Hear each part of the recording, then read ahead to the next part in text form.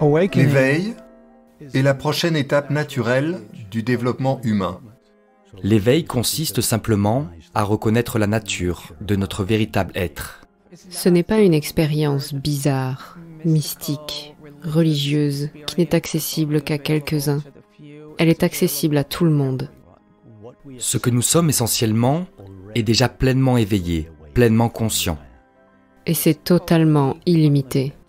Votre vraie nature est plus proche que le vous que vous pensez être.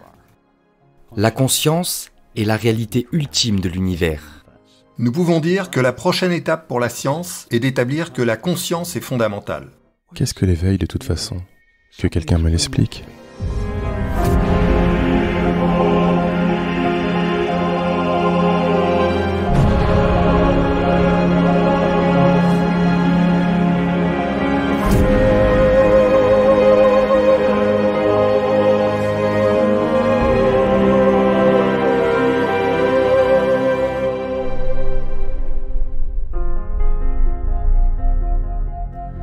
Qu'est-ce que l'éveil? Que vous l'appeliez le vrai moi, le moi éminent, l'absence de moi, la nature de Bouddha, le Dao ou la conscience du Christ, cela n'a pas vraiment d'importance. Dans ce film, nous l'appellerons la conscience. La conscience n'est la propriété d'aucune religion. S'éveiller ou réaliser la conscience, c'est comme se réveiller d'un rêve. Le rêve de votre personnage dans la pièce de théâtre de la vie. À travers nos personnages, nous avons fait l'expérience du monde, dans toute sa beauté et sa laideur. Nous pouvons appeler cette expérience de la vie et de la mort la dualité. Nous tournons en rond, fixés sur les pensées et les sensations du personnage. Bien et mal, guerre et paix, lumière et obscurité, naissance et mort, jusqu'à ce que nous nous réveillions et découvrions que nous ne sommes pas le personnage.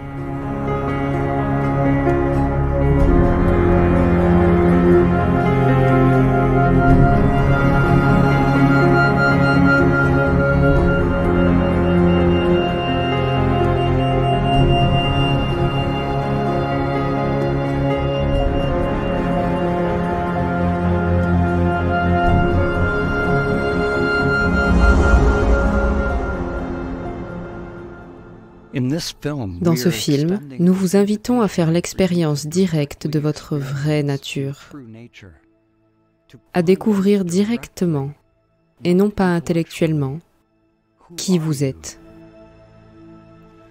Nous répéterons cette invitation de différentes manières. Lorsque vous cherchez à savoir qui vous êtes, laissez tout être exactement comme c'est. Ne bougez pas le mental pour que quelque chose se produise, ou pour trouver une réponse au niveau du mental. Mais n'essayez pas non plus de repousser le mental. Ayez simplement l'intention de faire l'expérience directe de ce que vous êtes, en laissant le mental être un mental qui ne sait pas.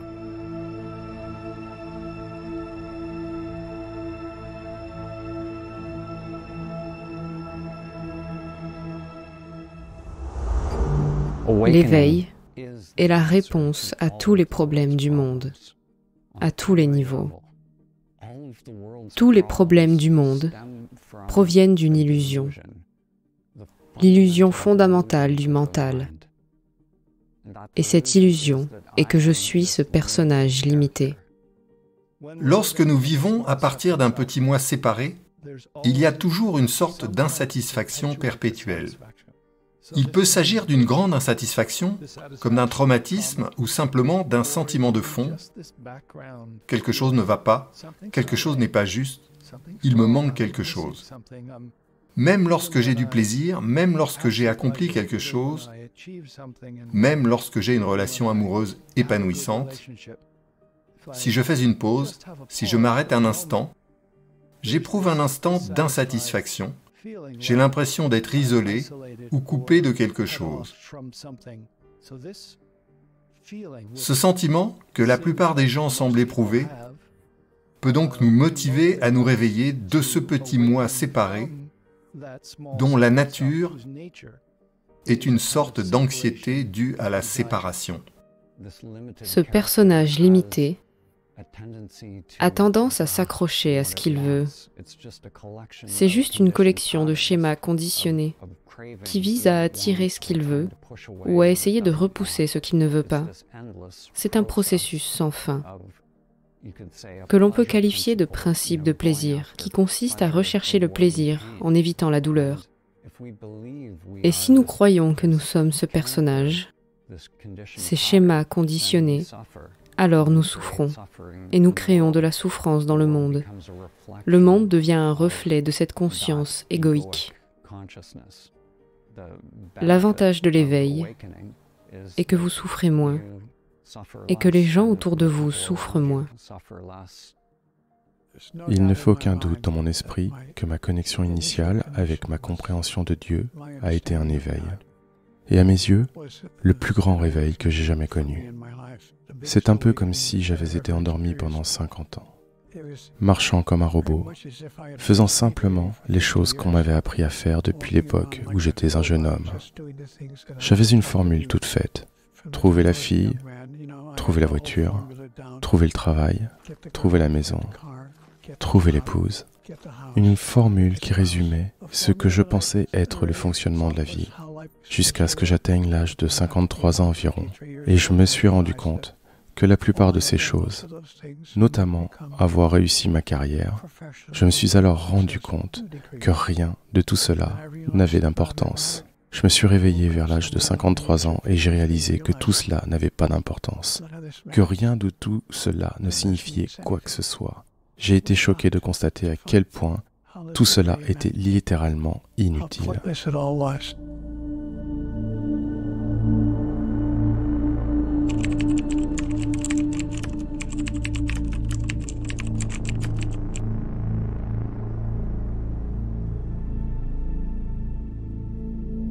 Lorsque vous cessez de suivre le scénario qui a été établi pour votre personnage, celui hérité des parents, de la société et du conditionnement biologique, alors de nouvelles dimensions s'ouvrent dans le jeu. Le chemin s'ouvre. Mais il ne s'agit pas d'un chemin pour atteindre une destination quelconque. C'est un chemin sans chemin. Un dépouillement de l'illusion pour arriver exactement là où vous êtes dans le moment présent.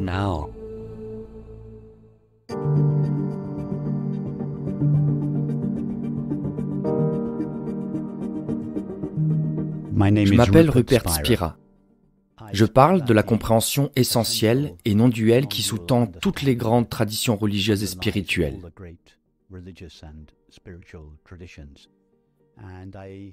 J'écris et dirige des méditations guidées et des conférences, dont le but est de conduire à une reconnaissance expérimentale de cette compréhension.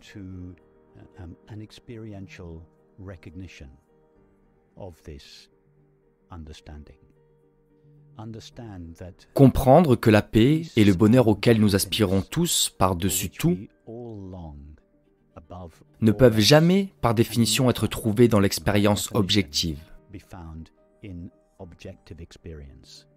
Ils ne peuvent jamais être fournis par des objets, des substances, des activités et des relations. Je suggère de comprendre cela clairement et de ne pas passer le reste de sa vie à chercher l'épanouissement là où il ne se trouve pas. Toute personne qui regarde ce film le fait précisément parce qu'elle a compris, ou du moins eu l'intuition que la paix et le bonheur auquel elle aspire ne peuvent être trouvés dans l'expérience objective, et qu'elle a commencé à enquêter sur sa véritable nature.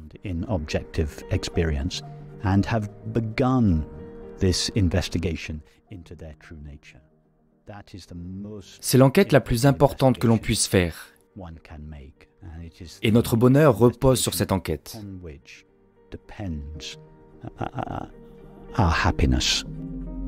La plus grande question de ma vie, bien sûr, qui je crois est la question que la plupart des gens se posent tôt ou tard, est la suivante. Quel est le but de tout ça? Quel est le but de la vie? À ma grande surprise, on m'a dit que le but de la vie n'avait rien à voir avec ce que je faisais. Il ne s'agissait pas de mon travail.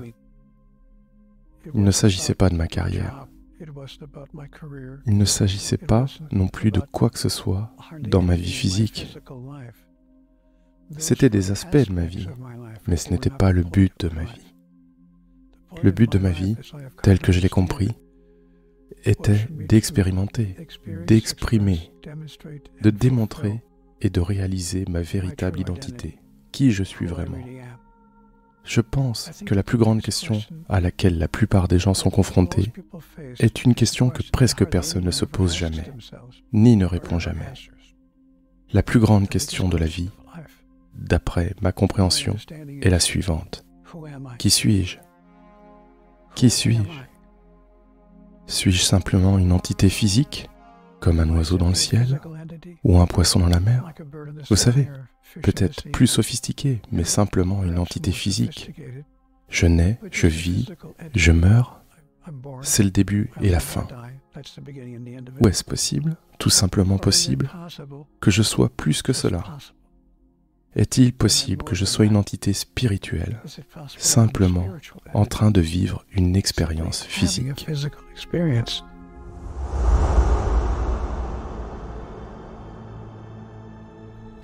Toutes les expériences de votre vie vous ont amené à cette question universelle. Qui êtes-vous? Ne cherchez pas de réponse avec le mental. Laissez tout être exactement comme c'est. Qui est conscient du mental? Ressentez tout ce qui vient. Qui est conscient de ses sentiments? Vivez une expérience complète de tout ce qui vient à la suite de votre enquête.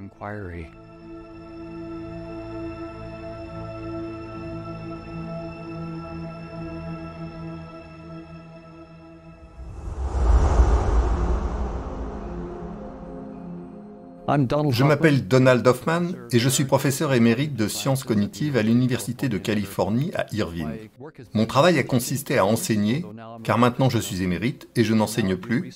Je fais actuellement des recherches sur la conscience, les modèles mathématiques de la conscience et la manière dont la physique et l'espace-temps pourraient découler d'une théorie de la conscience totalement précise d'un point de vue mathématique. Mon propre parcours a été à la fois spirituel et scientifique. Mon père était un pasteur chrétien fondamentaliste. J'ai donc appris cela, vous imaginez, le dimanche. Et j'ai appris la science à l'école. Et les deux aspects étaient contradictoires. Les histoires que j'apprenais étaient contradictoires. À l'adolescence, j'ai réalisé que je devais comprendre les choses par moi-même. Et j'ai décidé que la question à laquelle je voulais répondre était « Sommes-nous des machines? Les gens sont-ils des machines ou non ?» D'un point de vue physique, nous n'étions que des machines. D'un point de vue spirituel, nous n'étions pas des machines, mais ce n'était pas assez précis pour décrire ce que nous pourrions être. J'ai donc décidé de me poser la question scientifiquement, de savoir si nous n'étions que des machines, et j'ai pensé que la meilleure façon de le faire serait d'étudier l'intelligence artificielle. Je suis donc allé au MIT, au laboratoire d'intelligence artificielle, pour étudier l'intelligence artificielle, et dans ce qui est aujourd'hui le département des sciences du cerveau et de la cognition, pour étudier l'aspect humain des choses, parce que je voulais faire les deux. Je voulais savoir ce que les machines peuvent faire et ce qu'il y avait de spécial à propos des neurosciences humaines. Afin de répondre à cette question, les traditions spirituelles ont-elles raison? Sommes-nous plus que de simples machines ou bien le point de vue scientifique physicaliste est-il le bon? Et nous ne sommes que des machines et la conscience n'est qu'un artefact de l'activité cérébrale. Le paradigme scientifique matérialiste qui a été prédominant au cours du siècle dernier nie l'existence de quoi que ce soit au-delà du physique, de quoi que ce soit qui ne puisse être vérifié par la méthode scientifique. La science est dans une impasse. et ne peut dépasser le paradoxe fondamental de la physique quantique, qui l'a confronté à l'observateur, à la conscience elle-même. De même, les religions ne fonctionnent pour la plupart qu'au niveau de la croyance. Elles ont perdu leur objectif initial, qui était de conduire à l'expérience directe de la vérité de qui nous sommes et de ce que nous sommes. Le clivage entre la science et la spiritualité a appauvri les deux. Les religions et les systèmes spirituels ont désespérément besoin de méthodes rigoureuses, par lesquelles on peut démontrer qu'elles créent les conditions nécessaires à l'éveil. Quant à la science, elle a désespérément besoin de s'ouvrir à la possibilité d'un au-delà du physique. Il ne s'agit pas d'abandonner la religion ou la science, mais d'aller plus loin, d'être prêt à changer nos psaumes, afin de devenir un meilleur outil de recherche. C'est nous qui faisons l'expérience, et l'expérience elle-même. La religion a été le langage et le contenant de ces traditions de méditation, de spiritualité, qui ont été écrites et transmises à travers les générations. Maintenant, il y a certainement un langage très littéral qui divise les religions et les cultures quand les choses sont prises au pied de la lettre. Mais si vous ressentez l'esprit de la religion, vous pouvez remonter le fil jusqu'à l'éveil authentique. Tout le monde a le potentiel, qu'il soit croyant ou non, parce que l'éveil est inhérent à notre conscience humaine, simplement par notre naissance en tant qu'être humain. Ainsi, quel que soit le nom qu'on lui donne, et quel que soit le langage utilisé, il y a certains principes qui semblent être les mêmes à travers ces différentes religions, spiritualités et traditions de méditation. Quand j'étais plus jeune, cette compréhension était principalement disponible dans les traditions spirituelles orientales. Elle était disponible dans les traditions occidentales, mais elle était tellement déguisée et codifiée qu'elle était presque inaccessible. De nombreuses personnes de ma génération se sont donc rendues physiquement, ou du moins intellectuellement, à l'Est pour trouver cette compréhension. La culture orientale, comparée à la culture occidentale, est exotique. Cette compréhension a donc acquis une saveur exotique dans les cultures où elle s'est exprimée.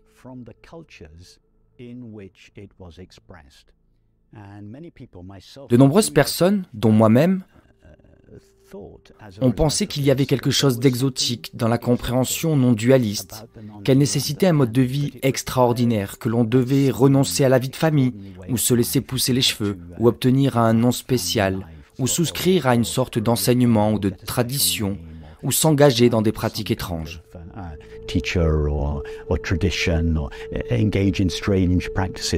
Toutes ces choses qui n'avaient rien à voir avec une compréhension de base, mais étaient liées à la culture dans laquelle la compréhension s'exprimait à un moment donné.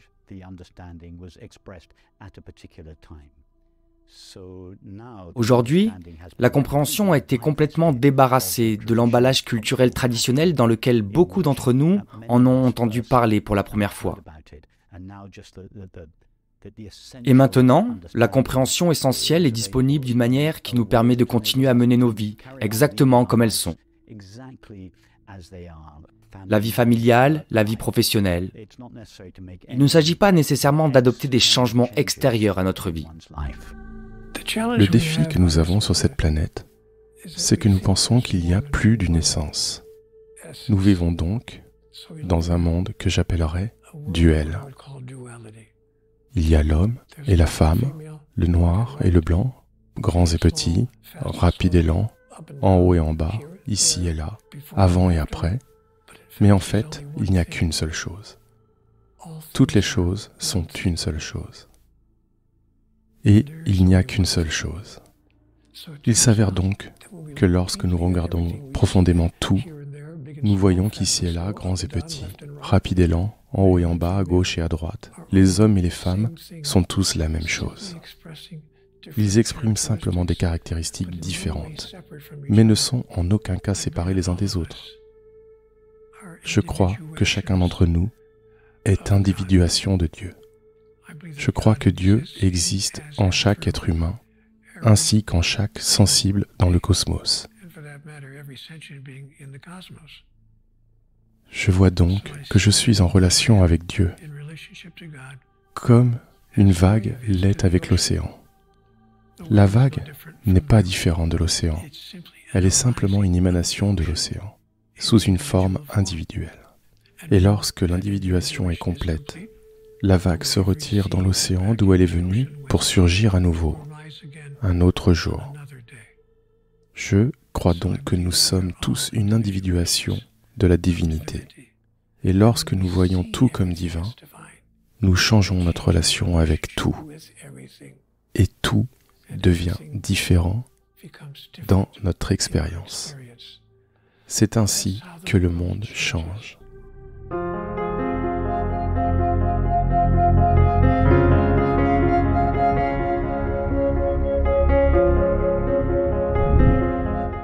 La conscience est la réalité ultime de l'univers.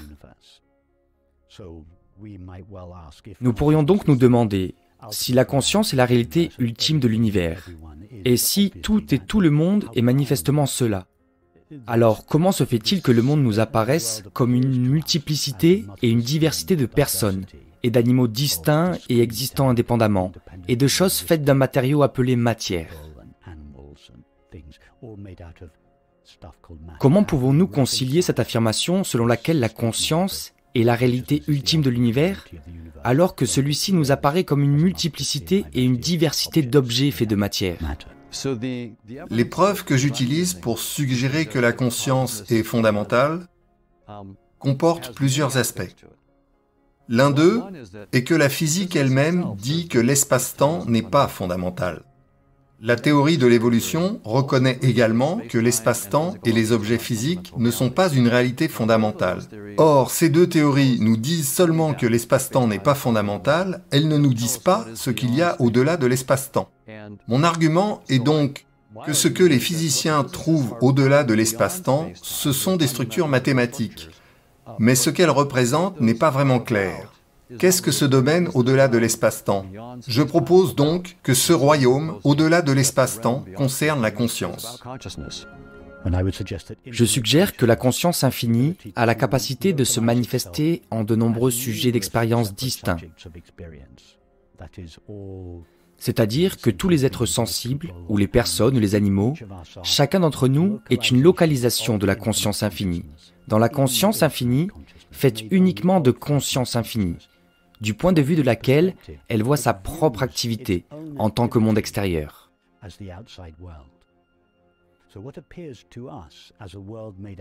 Ainsi, ce qui nous apparaît comme un monde fait de matière, selon nos perspectives localisées, est, du point de vue de la réalité, simplement l'activité de l'unique conscience infinie. En d'autres termes, dans l'analyse ultime, il n'y a pas de choses ou de personnes distinctes ou existant indépendamment. Il y a un tout infini et indivisible, l'unité de l'être, qui est seulement réfractée dans une multiplicité et une diversité apparente d'objets et de choses lorsque l'on regarde sa propre activité, à travers les facultés de perception de l'esprit fini.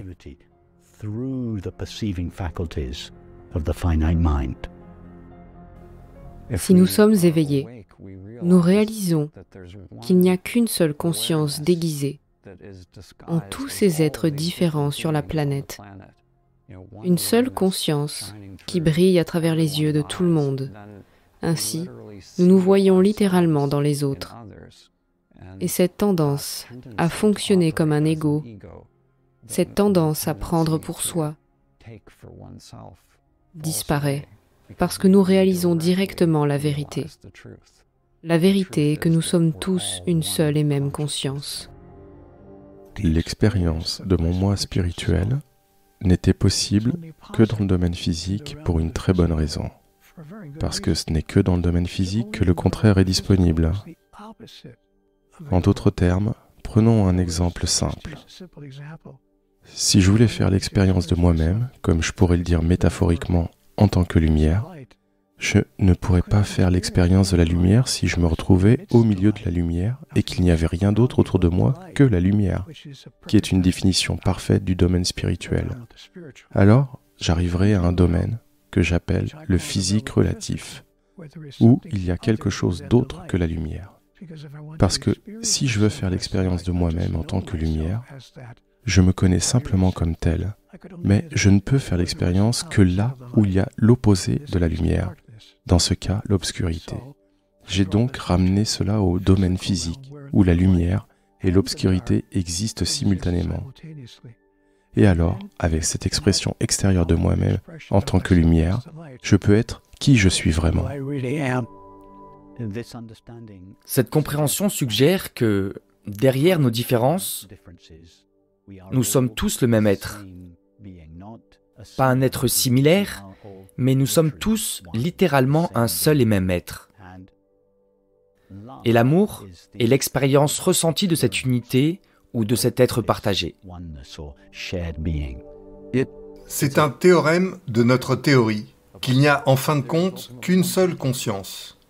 Nous avons donc cette dynamique de nombreux agents conscients, mais la théorie nous dit qu'en fin de compte, tous ces agents conscients ne sont que des projections d'une seule et unique conscience.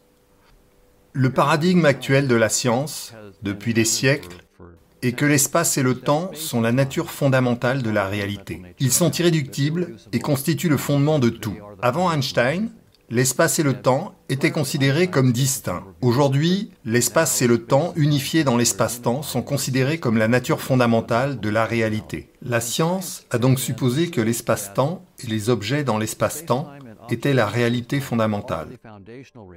Ainsi, par exemple, lorsque nous parlons de la conscience elle-même doit être, en quelque sorte, un produit des objets dans l'espace et le temps. Dans ce cadre physicaliste, l'espace et le temps et les objets physiques, sans aucune conscience, sont la réalité fondamentale.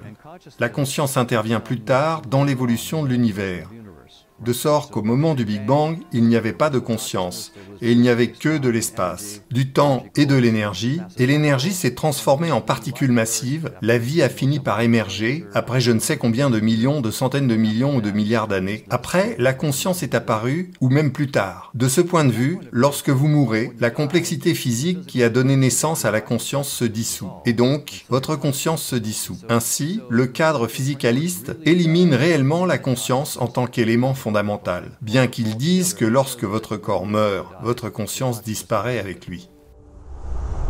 De cet autre point de vue, ce que j'ai fait avec mes collègues, nous avons utilisé la théorie de l'évolution pour souligner que c'est une implication de la théorie de l'évolution que l'espace et le temps ne sont pas fondamentaux. L'interprétation physicaliste de l'évolution est donc erronée. L'idée que l'espace, le temps et les particules ont en quelque sorte évolué à cause des organismes humains n'est pas le bon cadre, car l'espace et le temps ne sont pas fondamentaux. Nous proposons une dynamique au-delà de l'espace-temps, qui est beaucoup plus riche, cette fameuse dynamique de la conscience. Ce que nous ne faisons pas, c'est jeter nos anciennes théories. Lorsque les physiciens disent que l'espace-temps est condamné, cela ne veut pas dire que nous ne prêtons plus attention à Einstein, absolument pas. Nous prêtons attention à Einstein, toute nouvelle théorie au-delà de l'espace-temps que les physiciens inventent peut être projetée dans l'espace-temps et nous rendre Einstein sous la forme d'une meilleure théorie quantique. Toutes nos anciennes théories sont de merveilleuses et merveilleuses amies et nous allons les conserver en tant que cas particulier d'une théorie plus profonde. Dans notre théorie de la conscience, nous devons faire la même chose. Nous ne pouvons pas proposer n'importe quoi. Nous devons avoir une théorie de la conscience qui projette et nous restitue l'espace-temps, la théorie quantique, la relativité restreinte et générale et l'évolution par sélection naturelle. Si nous ne pouvons pas faire cela avec les détails mathématiques précis, alors il n'y a aucune raison pour que les scientifiques prennent notre théorie de la conscience au sérieux. C'est comme si la conscience infinie mettait un casque de réalité virtuelle. Comme si la conscience infinie mettait un casque de réalité virtuelle fait de pensée, de perception. Et ce faisant, au moment où elle met le casque de réalité virtuelle, elle se focalise dans sa propre activité. Et à travers ce casque, elle regarde à travers les facultés de perception de l'esprit fini, voyant, entendant, touchant, goûtant et sentant, et elle fragmente l'unité de son propre être et la fait apparaître comme 10 000 choses.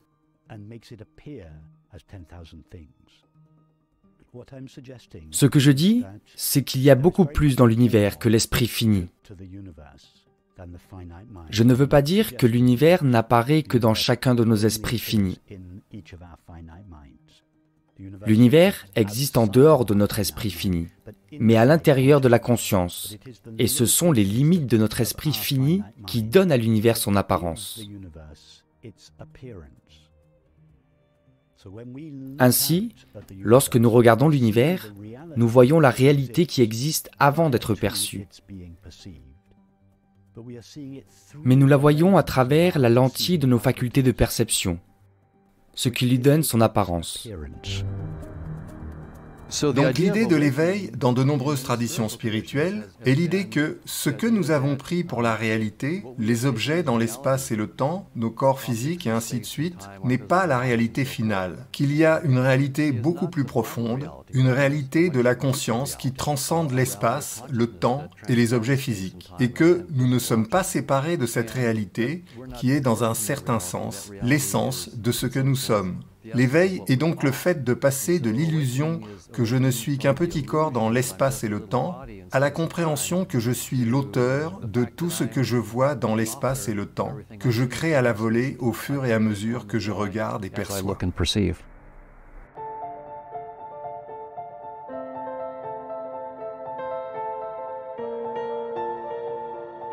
One becomes awakened by recognizing that. On s'éveille en reconnaissant que ce que nous sommes essentiellement est déjà pleinement éveillé, pleinement conscient, complet, entier, épanoui, en paix. C'est comme demander comment le soleil s'illumine-t-il. Sa nature est la lumière. Il est pleinement illuminé. La nature de notre être essentiel est déjà la paix et le bonheur. Ce n'est pas clair pour nous tous parce que notre être essentiel est tellement mélangé au contenu de l'expérience que la paix et le bonheur inné sont déterminés par l'expérience. Et pour cette raison, nous pensons que notre être essentiel a besoin d'être éclairé, alors que notre être essentiel n'a pas plus besoin d'être éclairé que le soleil n'a besoin d'être éclairé au petit matin. Si le soleil brille toujours du même éclat, notre être essentiel brille toujours de la même paix et de la même joie. Mais cette paix et cette joie sont obscurcies par l'agitation et le manque qui caractérise nos pensées et nos sentiments. Il n'y a pas de personne qui s'éveille. Le jeu qui s'est éveillé à partir de cette structure dense. C'était dans un centre de méditation, c'était un centre zen. Nous faisions du zen session, qui est une longue période de pratique intensive. Le zen est extraordinaire pour créer ce contenant, où il n'y a pas d'échappatoire possible. Ainsi, le personnage de Dan, qui avait appris la méditation, le personnage de Dan qui avait fait toute cette méditation, ce pratiquant de la méditation, s'est rendu compte qu'il ne pouvait pas s'éveiller. C'est comme si toutes les astuces de méditation, toutes les pratiques qui avaient été apprises, ne servaient à rien. Il est arrivé à un point où le personnage qui essayait de s'éveiller n'a pas réussi à s'éveiller et devait échouer. Le personnage que j'avais vécu, le personnage que j'avais joué toute ma vie, a dû se laisser aller et mourir.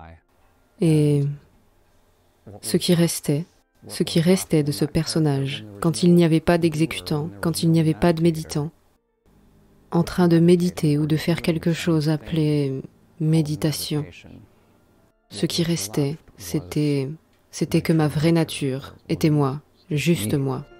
Lorsque nous nous réveillons de ce petit sens séparé du moi, ce n'est pas que nous tuons l'ego ou que nous le combattons. En fait, nous lui permettons de se retirer de son travail d'identité égoïste et de se détendre pour faire partie de notre équipe, de notre conscience. Cela nous donne un sentiment de liberté immédiatement. Nous ne regardons pas le monde à travers une petite lentille, Nous avons le cœur et l'esprit ouverts d'une manière expansive, et pourtant, en même temps, nous sommes plus intimement connectés. L'illumination ne consiste pas à devenir éveillé. Personne ne devient éveillé ou illuminé. C'est la reconnaissance de la lumière de la connaissance pure, dont la nature est la paix et le bonheur que nous sommes toujours et déjà.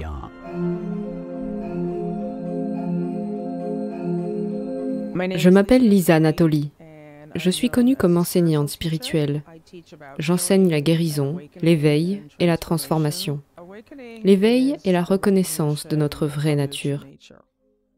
C'est la réalisation de ce que vous êtes vraiment, c'est-à-dire la conscience. La conscience n'est qu'un des nombreux mots que les gens utilisent pour désigner la vie, l'amour, Dieu, la lumière.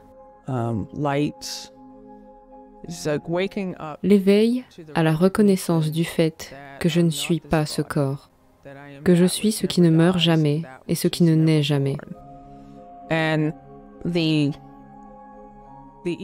la façon la plus facile pour moi, c'était une idée très difficile pour moi. J'ai été sur le chemin spirituel depuis 1992. J'ai commencé avec un cours en miracle. Je l'ai étudié religieusement. Je veux dire que j'étais quelqu'un qui s'était tellement engagé à me connaître Dieu, s'éveiller. Je n'y arrivais pas. Parce que je croyais que l'éveil était quelque chose de mystique, que quelque chose se produirait, et que ce serait comme Jésus, ou Bouddha, ou tous ces maîtres éclairés.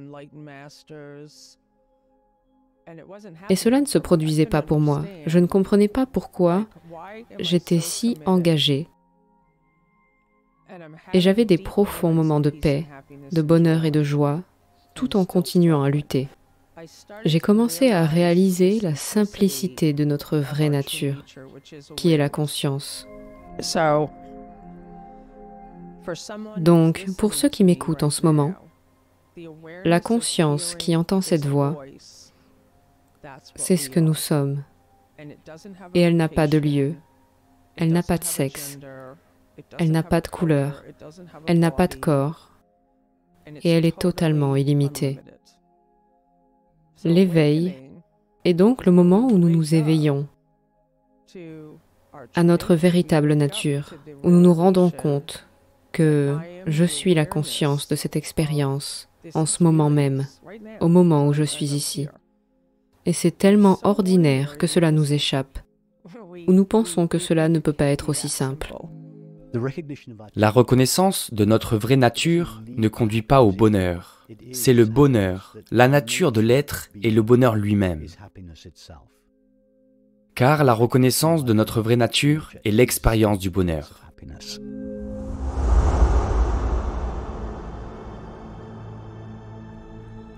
Qui est conscient en ce moment? Le mental cherchera quelque chose ou essaiera de le compliquer. Vous êtes déjà ce que le mental cherche. Le mental le manquera toujours. Ne cherchez donc pas de réponse dans le mental. Ne repoussez pas vos pensées et ne vous laissez pas piéger par elles. Laissez simplement tomber l'intérêt ou l'attachement aux pensées, aux idées et aux croyances. Ayez l'intention de faire l'expérience directe de ce que vous êtes. N'essayez pas de nier l'esprit ou d'atteindre un certain état. Toute action, toute manipulation, tout mouvement est davantage contrôlé par le mental. Permettez au mental d'être tel qu'il est.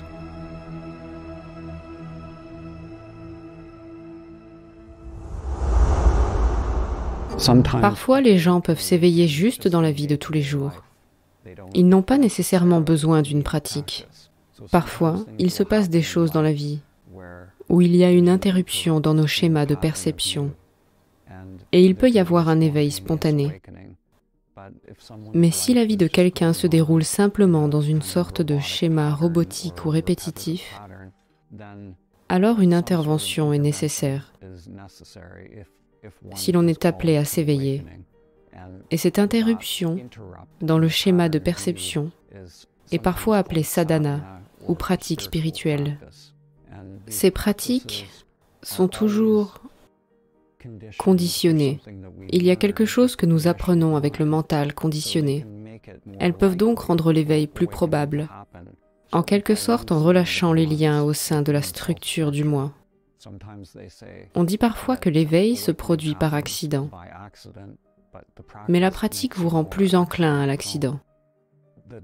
Les techniques, les pratiques peuvent être très utiles pour vous rendre plus enclin à l'accident, mais à un certain moment, elles doivent être abandonnées. Parce que si le mental est continuellement en train de faire une pratique ou quelque chose, c'est lui qui tient les rênes. C'est le mental qui est aux commandes.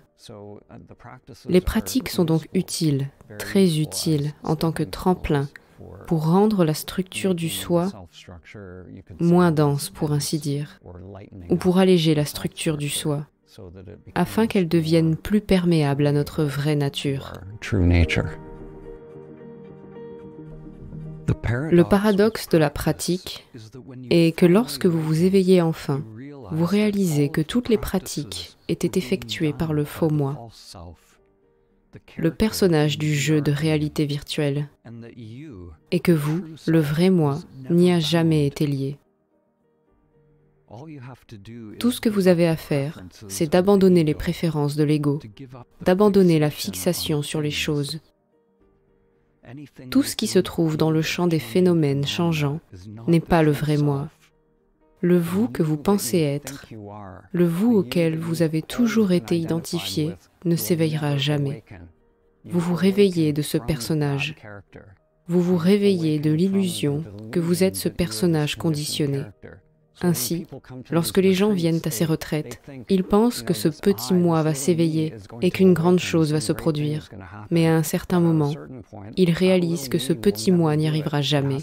Il doit abandonner, il doit échouer. Et ce n'est que dans cet échec que nous réalisons qui nous sommes. Nous nous rendons compte que nous avons toujours été conscients, que nous avons toujours été présents. Nous nous sommes juste accrochés à ce personnage et nous avons cru que nous étions cela.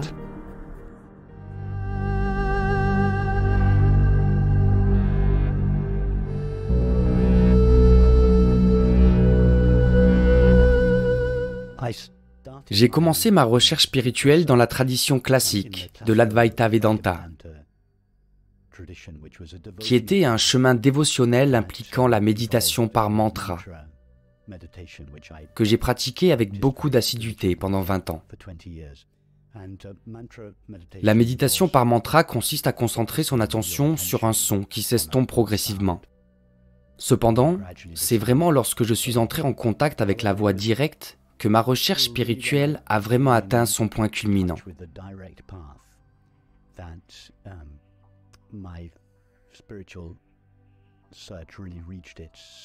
Parce que dans cette approche directe, nous ne donnons pas notre attention à un objet quel qu'il soit, subtil par exemple, que ce soit un mantra, un son, la respiration. Nous permettons à notre attention de s'enfoncer vers l'intérieur ou vers l'arrière dans sa source.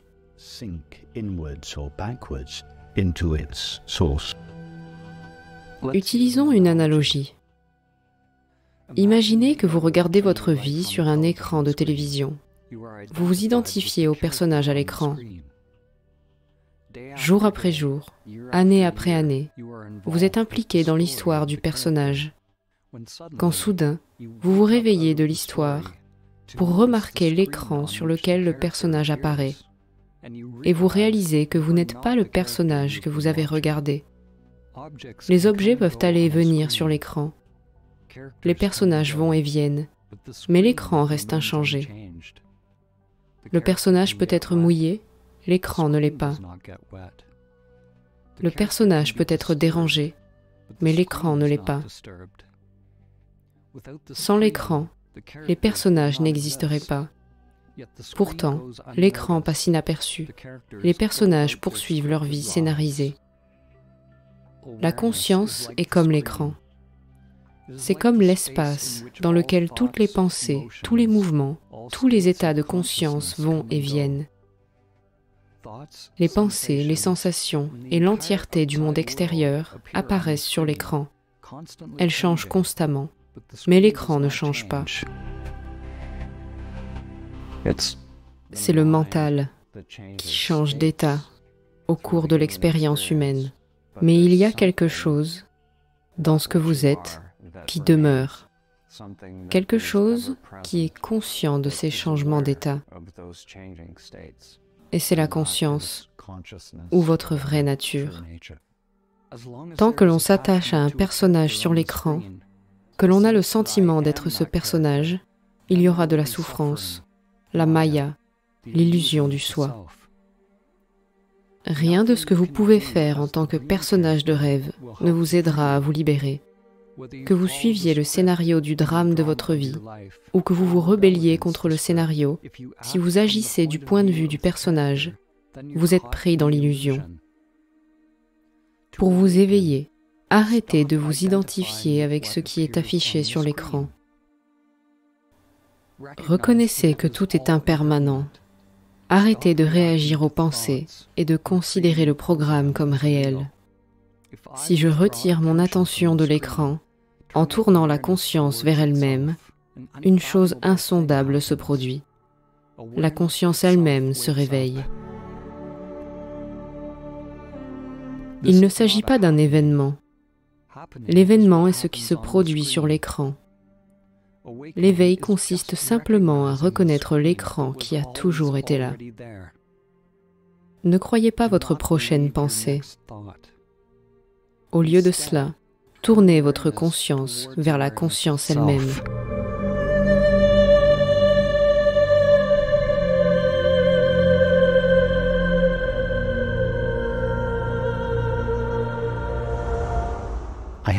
J'ai toujours été moi-même.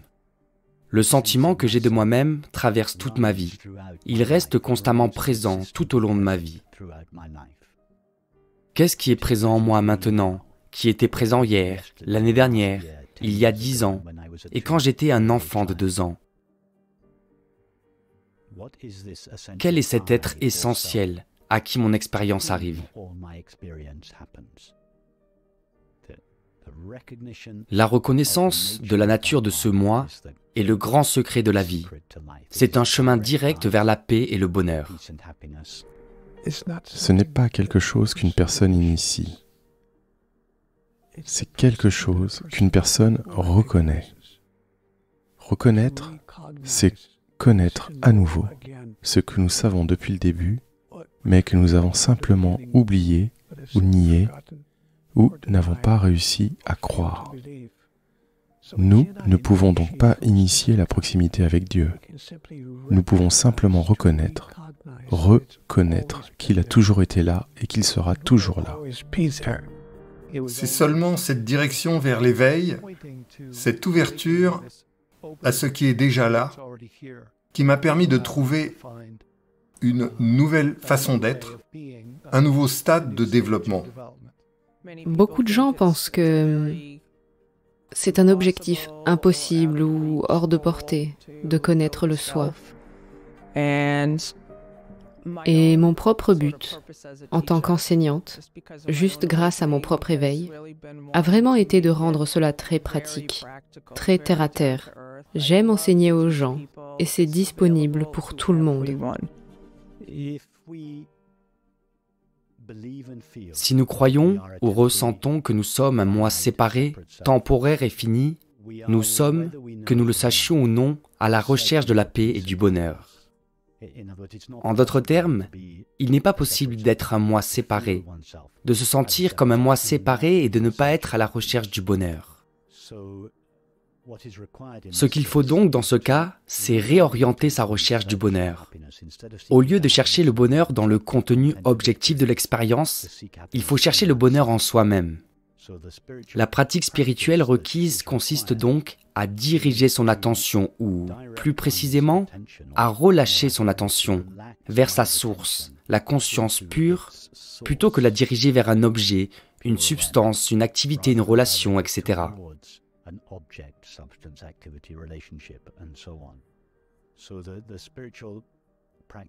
La pratique spirituelle, si nous pouvons l'appeler une pratique, serait donc ce relâchement de l'attention, l'affaissement ou l'attention au cœur de la conscience. Se reposer dans l'être en tant qu'être.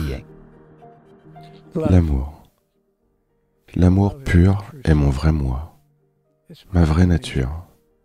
L'amour pur pour tous et pour tout, pour chaque aspect de la vie, même les choses avec lesquelles je ne suis pas d'accord. Pour celui qui a reconnu la nature de son être, il sait que son être est la source de la paix et du bonheur auquel il aspire. Le monde ne devient donc plus un endroit où il cherche le bonheur, l'accomplissement. Cela ne signifie pas que cette personne n'a plus de désirs, mais les désirs ne sont pas là pour combler le sentiment de manque, qui est caractéristique du moi séparé. Une telle personne a trouvé la source du bonheur en elle-même, et ses désirs découlent de ce sentiment de bonheur. Ils ne vont pas vers lui. Par exemple, dans le domaine des relations, cela fait une grande différence dans nos relations. Nous ne cherchons plus un autre pour satisfaire nos besoins.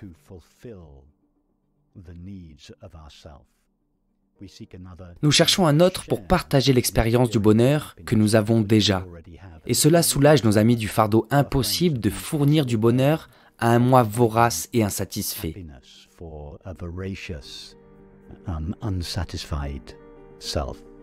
Il ne se passe rien dans ma vie qui ne m'a apporté de bénéfices ou ne m'apportera de bénéfices, dans le sens où chaque moment, chaque activité, chaque résultat me fait avancer dans le processus d'évolution de mon âme. Et c'est pour cela que je suis venu ici, dans ce monde physique, pour évoluer.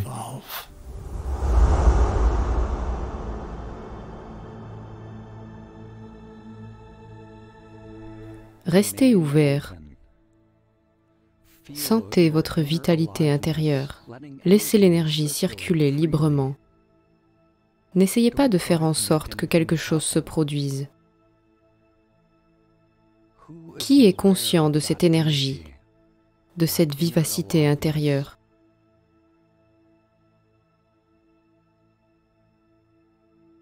Remarquez la tendance du mental à contrôler et à manipuler, à s'impliquer,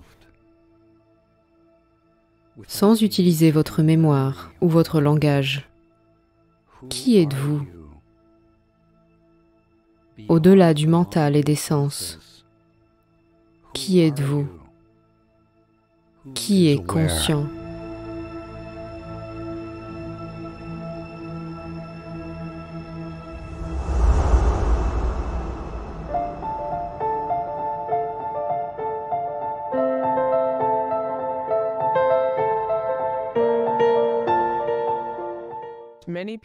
Beaucoup de gens qui entendent ces idées pour la première fois n'ont jamais entendu parler de l'idée du soi.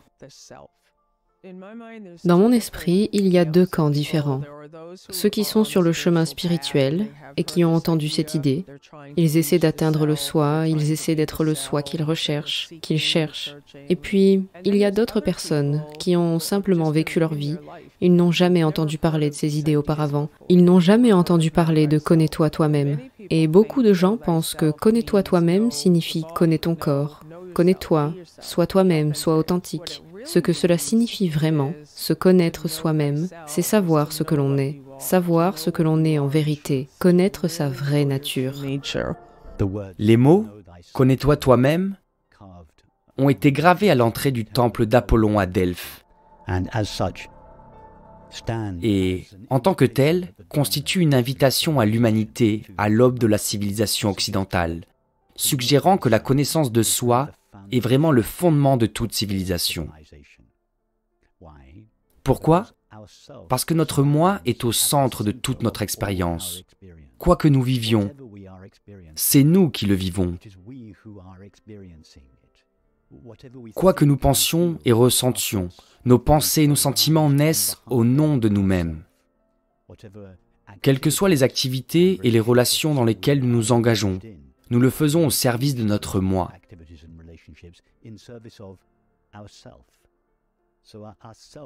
Notre moi se trouve donc au centre de notre expérience. Qu'y a-t-il de plus important que de connaître la nature de notre propre personne? Et comment serait-il possible de connaître la nature de quoi que ce soit d'autre si nous ne connaissons pas d'abord la nature de ce qui le connaît?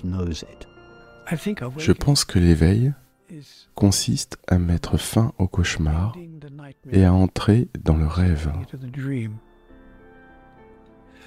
Je veux dire par là que nous désertons ou abandonnons finalement le cauchemar de ce qu'on nous a dit sur la vie, sur Dieu et sur nous-mêmes, et nous entrons dans le rêve d'une conception plus grande. Je pose souvent la question suivante.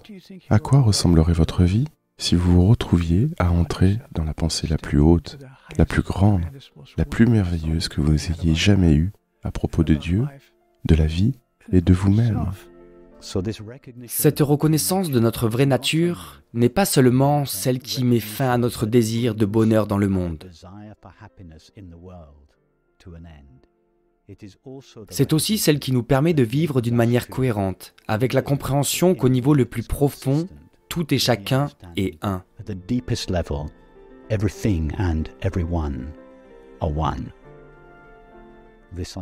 Cette compréhension apporterait la bonté, la compassion, la justice, la tolérance, la compréhension dans notre société. Notre société serait révolutionnée par cette compréhension. Lorsque l'humanité abandonne les approches basées sur l'ego, la science, la religion, la politique et l'économie commencent à refléter la sagesse pérenne, qu'il s'agisse des traditions autochtones qui réalisent le grand esprit en toutes choses, ou les traditions égyptiennes kémitiques qui décrivent le voyage de l'évolution humaine depuis le modeste scarabée jusqu'à une source unique, ou lorsque nous entendons les paroles des mystiques des traditions chrétiennes, hindoues, musulmanes ou bouddhistes, ou les enseignements de Platon et de Plotin, nous constatons que ceux qui ont réalisé leur véritable nature parlent de groupements d'agents conscients, en utilisant bien sûr le langage de leur culture et de leur époque pour exprimer l'unique vérité pérenne. La science commence maintenant à voir non pas un monde de particules et de champs inconscients, mais un univers composé d'agents conscients. Quelque chose de nouveau est en train d'émerger dans le monde de la science. Comme l'a dit Nikola Tesla, le jour où la science commencera à étudier les phénomènes non physiques, elle fera plus de progrès en une décennie qu'au cours de tous les siècles précédents de son existence. Ce jour-là, c'est aujourd'hui.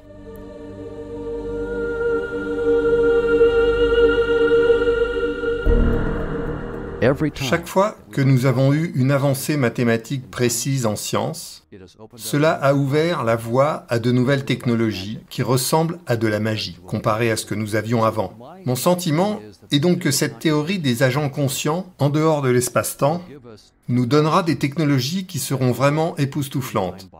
Par exemple, à l'heure actuelle, la plupart des galaxies que nous voyons, je pense que 97% des galaxies que nous voyons, nous ne pouvons jamais y aller.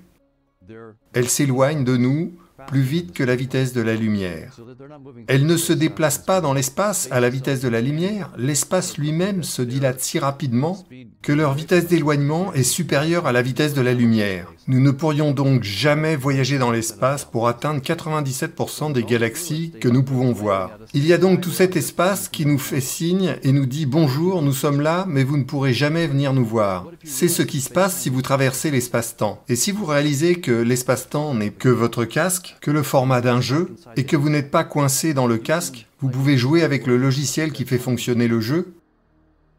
C'est comme quelqu'un qui joue à grand six photo. Vous êtes un magicien de grand six photo. Dès que vous savez comment utiliser la voiture et conduire sur la route, et vous pouvez battre tout le monde dans le jeu. Mais supposons que vous connaissiez le logiciel qui fait tourner grand six photo, et que vous sortiez de ce casque de grand six photo, et que vous puissiez jouer avec le logiciel. Eh bien, vous pouvez enlever l'essence du réservoir des autres, vous pourrez leur crever un pneu, vous pouvez changer la géométrie des routes, vous pouvez faire tout ce que vous voulez. Donc, une fois que nous aurons compris notre casque spatio-temporel, au lieu de nous rendre dans la galaxie d'Andromède à travers l'espace-temps, ce qui nous prendrait 2,4 millions d'années, nous pourrons simplement contourner l'espace-temps.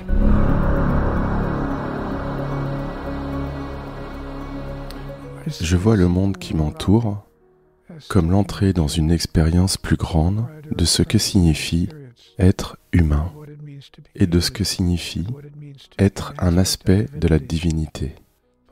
Mais je ne pense pas que nous disposions d'un temps infini.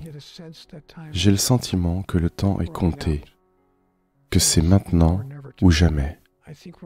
Je pense que nous sommes sur la bonne voie. Je suis optimiste.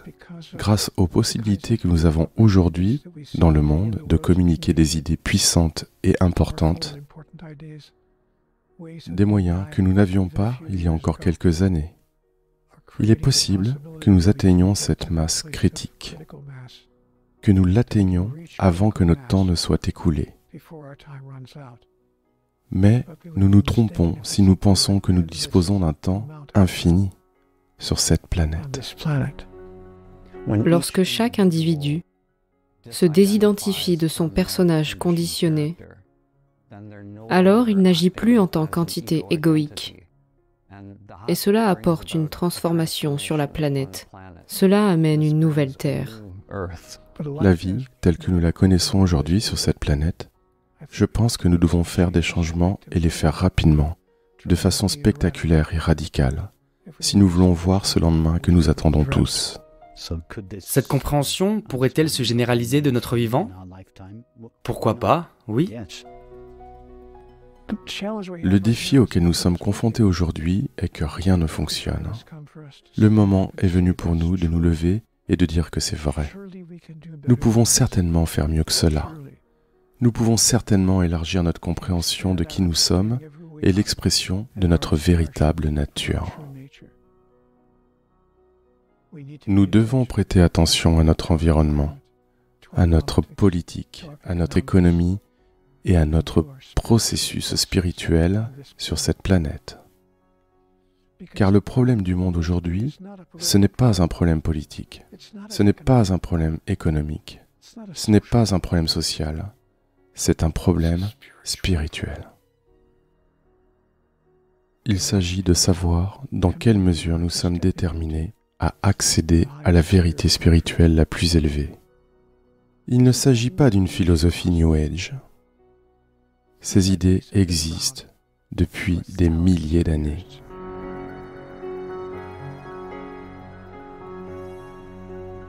La sagesse pérenne a été exprimée à travers d'innombrables traditions et cultures. Tout comme la conscience elle-même, elle a toujours été cachée à la vue de tous. Dans le christianisme, l'évangile gnostique de Thomas contient des indications directes sur notre véritable nature. Les disciples ont demandé à Jésus, « Quand le royaume viendra-t-il » Jésus répondit qu'il ne viendrait pas en l'attendant. Il ne s'agira pas de dire « le voici » ou « le voilà ». Le royaume du Père est plutôt répandu sur la terre, et les gens ne le voient pas. Le royaume n'est pas ici ou là. La conscience n'est pas ici ou là. Il n'est pas fixé dans le temps et l'espace. Si vous attendez que quelque chose se produise, un événement extérieur, un état, une ascension, une guérison ou une énergie, votre esprit conditionné est toujours à la recherche. Il est toujours en train de chercher un intermédiaire avec votre expérience du moment présent. Dans le bouddhisme, on dit que le samsara, le monde de la souffrance, et le nirvana, le monde de la libération, ne sont pas deux mondes distincts. Ils ne font qu'un. Nous ne manipulons ni ne changeons les choses pour parvenir à une réalité mystique. Lorsque nous nous éveillons, la perfection du monde se révèle directement telle qu'elle est.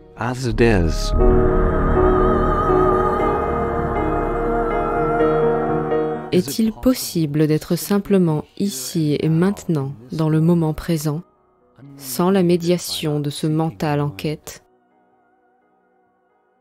Est-il possible d'être en paix avec ce moment tel qu'il est? D'être simplement.